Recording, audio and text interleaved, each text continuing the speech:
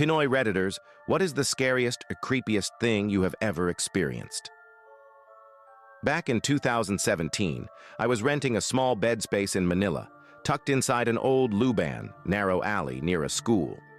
The rent was cheap, but the vibe was heavy. My landlady casually mentioned, "Sanay ka dapat sa mga ligaw dito." Kala ko mga stray cats or tambays. One night, around 2 a.m., I was walking back from a late-night shift. The alley was unusually quiet. As I passed by a dark, open gate of an abandoned house, I heard someone whisper my name. "Psst! Jeric. Dito ka muna." By the way, di ko actual name yan. Chills shot down my spine, like legit yung kaba. I never told anyone where I lived. I picked up my pace, but from the corner of my eye, I saw a pale, thin woman standing in the shadows. Her long, wet hair was covering half her face, but I could see her smile, stretched unnaturally from ear to ear. She was barefoot and her ankles were twisted inward like they were broken.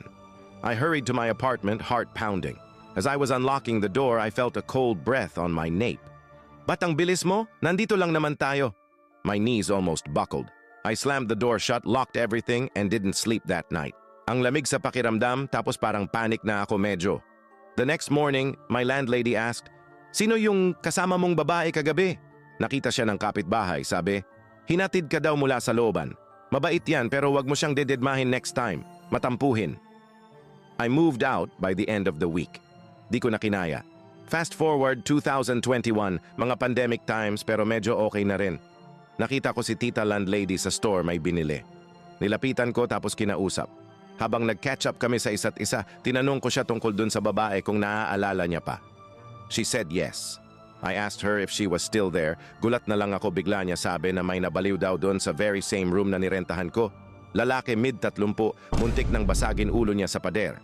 The man said that the girl was seducing him to come with her to the other side. Parang di ko na matandaan pero nung time na yon, naisip ko na lang napakaswerte ko at di ako nagtagal dun. Never again.